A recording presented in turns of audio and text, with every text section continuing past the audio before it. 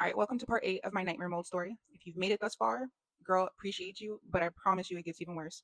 So, just for reference, this was the first mold inspection that I had done before while I was admitted into the hospital. Now that I have been discharged from the hospital and the apartment complexes still refuse to repeat the professional mold inspection, despite them saying that they either wiped down my furniture or I had it professionally cleaned, they still were refusing to make sure that it was actually clean, knowing that I was really sick from whatever was going on in that apartment.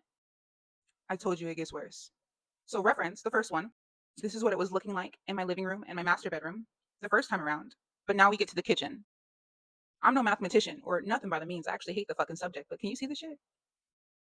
Even me can see the issue here.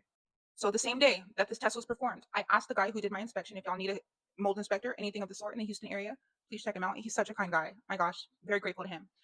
I asked him, I said, hey, do you mind if we go to my new unit as well and check out the furniture and stuff that you inspected the last time to make sure that it was actually professionally cleaned the way that it was supposed to be? He agreed. So we went over there.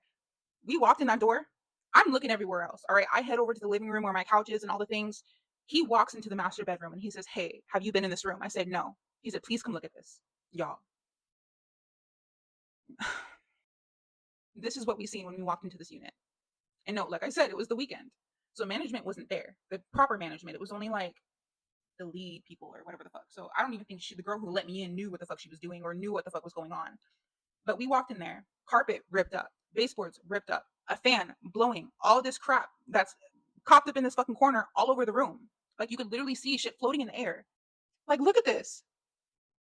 Ridiculous. Ridiculous. And this is where they had put all my son's stuff. So his bed, his mattress, his clothes, everything. All of his stuff was in this room. And they just had this fan blowing and whatever the fuck that shit is all over the room. And even the mold guy, like he was like, I cannot believe this. I'm like, you, like your stuff is not the one in this room.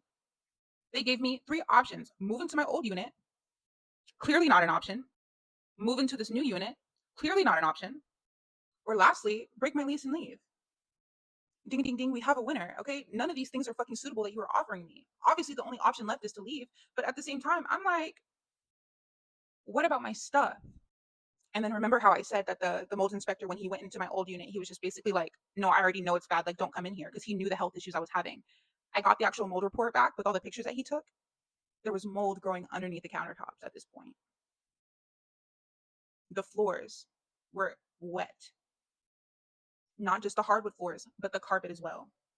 He documented the water damage and the mold growth in the master bedroom and the new unit that I was supposed to be moving into as well. And no, while we were inside of this new unit, seeing all this fiasco of a fucking chaos that was in here, maintenance knocked on the door. And he was like, oh, like, you caught us at a bad time.